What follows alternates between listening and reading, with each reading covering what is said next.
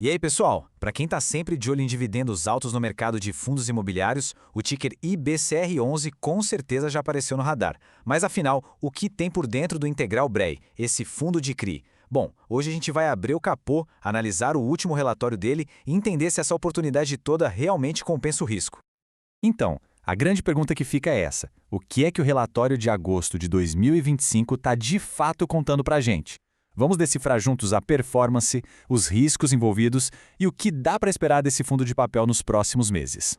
Para a gente poder responder essa pergunta, vamos começar pelo que todo investidor quer saber primeiro: os resultados. Quais foram os números-chave do IBCR11 nesse período? Vamos ver. E olha só o primeiro número na tela, aquele que até brilha no olho de quem investe focado em renda. O fundo pagou 70 centavos por cota. Mas o que esse valor significa de verdade no cenário que a gente está vivendo? Bom, e quando a gente coloca esse dividendo numa perspectiva de um ano, o número realmente salta aos olhos. Um dividend yield de 17,02%. Puxa, num mercado tão competitivo, uma rentabilidade dessas com certeza chama muita atenção. A questão é, de onde ela vem e, claro, qual o preço a se pagar por ela.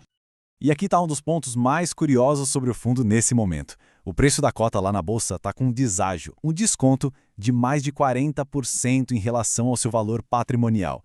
Sabe o que isso quer dizer? Basicamente, o mercado está falando que os ativos do fundo valem bem menos do que o que está registrado na contabilidade. Isso pode ser uma super oportunidade ou um baita sinal de alerta.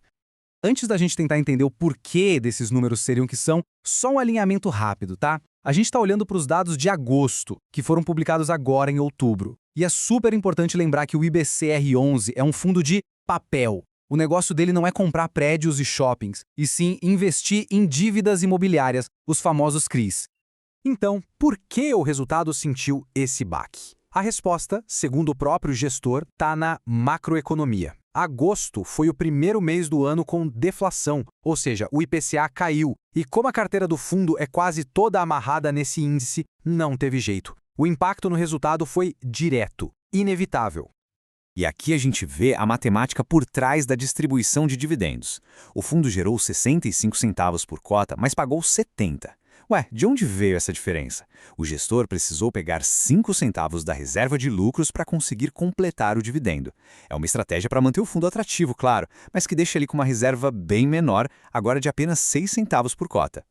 Ok, resultados impactados pela inflação, uso de reservas, tudo isso leva a gente para uma pergunta mais a fundo. Que ativos são esses que compõem essa carteira? Vamos mergulhar agora na estrutura do portfólio. Bom, a primeira coisa que salta aos olhos é a concentração geográfica bem forte.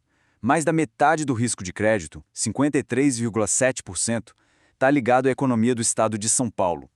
Logo depois vem a região sul, o que mostra uma aposta bem clara em duas das regiões mais desenvolvidas do Brasil.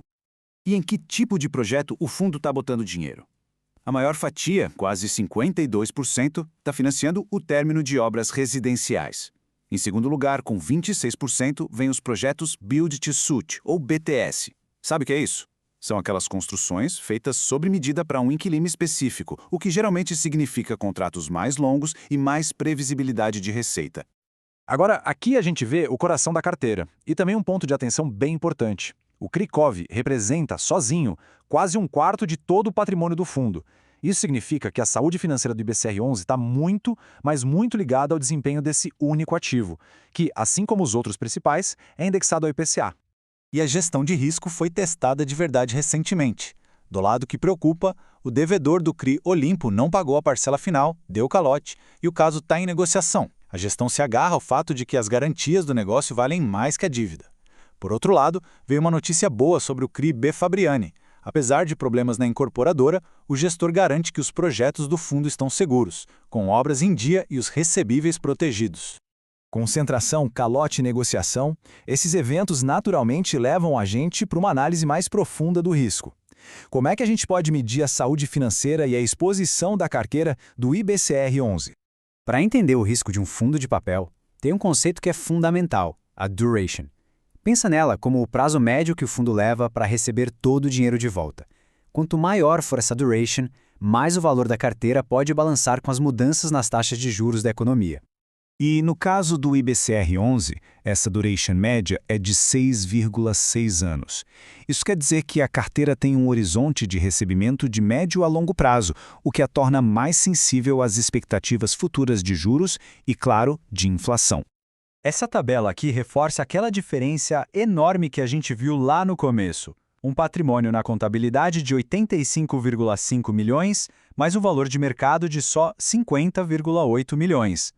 A gente vê também que o fundo tem pouco mais de R$500 mil em caixa, o que é uma posição líquida relativamente baixa. Isso significa que ele depende do fluxo constante dos recebíveis para rodar a operação. Ok, já analisamos os resultados, a carteira e os riscos. Mas e daqui para frente? O que o gestor espera para o futuro? Vamos ver os pontos-chave e as perspectivas.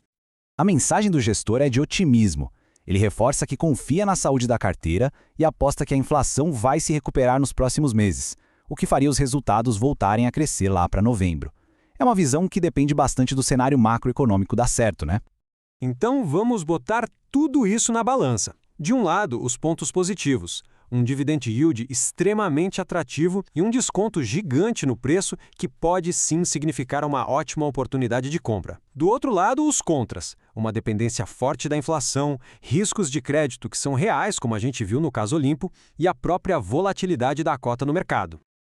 E tudo isso leva a gente de volta àquela pergunta essencial. Levando em conta os riscos de crédito e essa dependência toda da inflação, um desconto de mais de 40% é um prêmio que vale a pena para investir na carteira do IBCR-11?